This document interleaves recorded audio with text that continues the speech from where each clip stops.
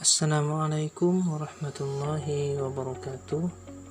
Kami peserta Latsar CPNS 2021 golongan 3 angkatan 29 kelompok 2 BPSDM Provinsi Kalimantan Selatan. Pada kesempatan ini kami akan membahas tentang isu kontemporer pada korupsi. Tapi sebelum itu, izinkan kami memperkenalkan diri.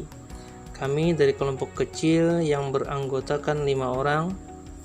Yang pertama, Ahmad Rajani Fahmi.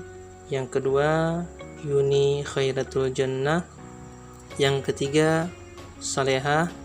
Yang keempat, Firman Hidayat. Dan yang kelima, Yeni Agustina.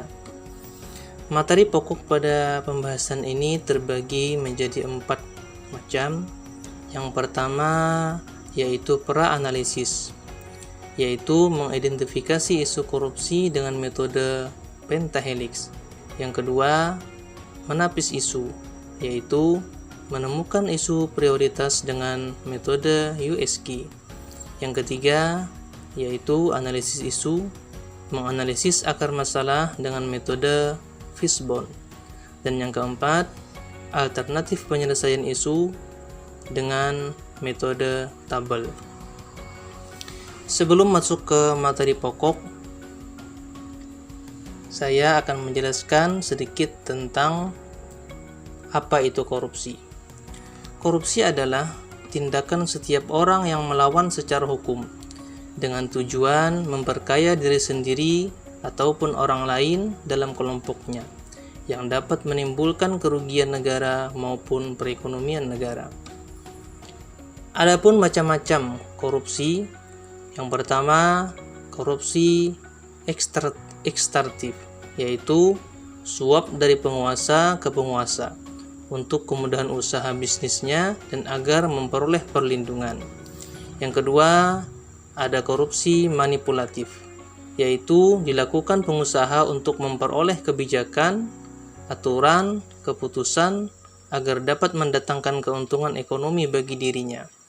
Yang ketiga yaitu korupsi nepotistik dan kronisme, yaitu perlakuan istimewa penguasa kepada sanak saudaranya atau kerabatnya dalam rekrutmen atau pembagian aktivitas yang mendatangkan keuntungan sosial, ekonomi maupun politik.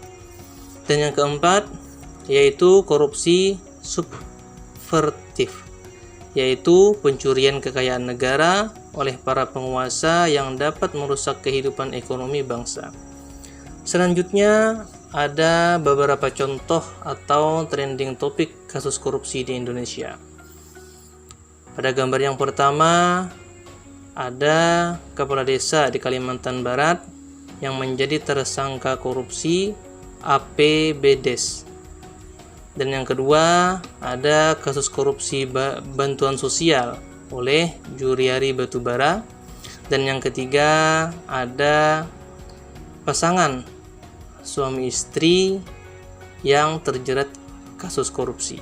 Selanjutnya, identifikasi isu atau masalah seputar korupsi yang kami gunakan yaitu menggunakan metode pentahelix. Yang pertama ada government atau pemerintahan, di mana isu yang kami angkat tentang Bupati Bandung Barat AA Umbara Sutisna dan anaknya Andri Wibawa sebagai tersangka kasus dugaan suap terkait pengadaan barang tanggap darurat bencana pandemi COVID-19.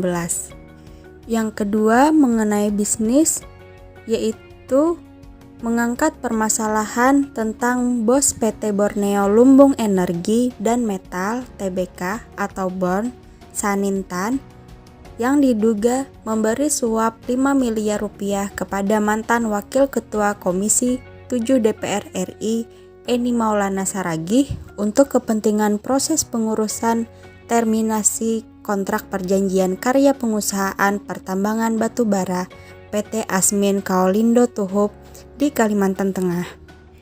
Yang ketiga, dalam bidang akademis, yaitu dengan mengangkat isu tentang mantan kepala sekolah SMKN 1 Luragung, Kabupaten Kuningan yang berinisial MR ditangkap polisi terkait kasus dugaan korupsi dana bantuan operasional sekolah atau dana BOS.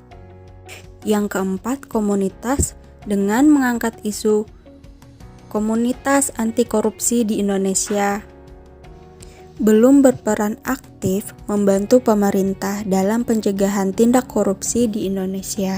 Dan yang kelima, media atau pendamping dengan permasalahannya, media memiliki kontrol yang lemah terhadap penggunaan laju korupsi. Kemudian metode USJ atau Urgency Seriousness Growth. Kriteria metode ini dari mulai sangat USJ atau tidak sangat USJ. Urgensi yaitu seberapa mendesak suatu isu harus dibahas, dianalisis, dan ditindaklanjuti.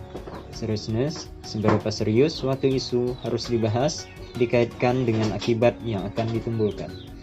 Growth, seberapa besar kemungkinan memburuknya isu tersebut jika tidak segera ditangani.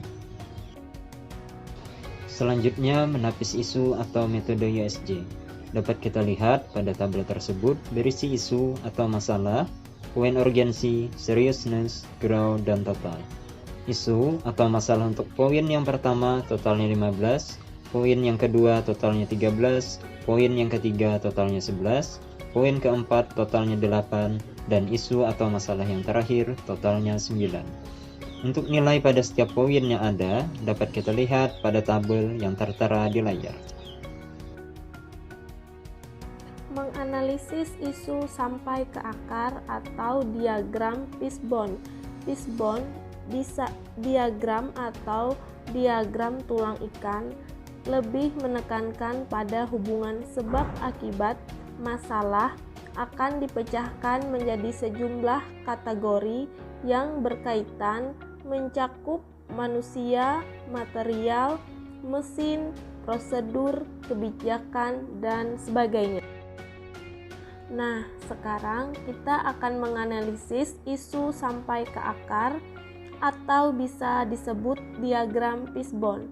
Beberapa faktor yang menentukan, yaitu individu, sifat tamak, moral lemah atau mudah tergoda, egois, gaya hidup konsumtif, dapat menyebabkan seseorang tergoda akan melakukan korupsi. Kemudian, faktor yang kedua, lingkungan, kurangnya pemahaman anti korupsi, pendapatan tidak mencukupi kebutuhan, serta meraih dan mempertahankan kekuasaan. Kemudian ada faktor organisasi, kurang memadainya sistem akuntabilitas institusi, kurang transparan dan lemahnya sistem pengendalian dan pengawasan internal dan eksternal. Dan yang terakhir, kebijakan lemahnya penegasan hukum anti korupsi. Rekomendasi alternatif penyelesaian isu. Yang pertama, alternatif penyelesaian pengembangan kurikulum pendidikan yang berbasis pada pendidikan karakter dengan tahapan 1. Pemerintah khususnya Menteri Pendidikan mengembangkan kurikulum yang berbasis pada pendidikan karakter.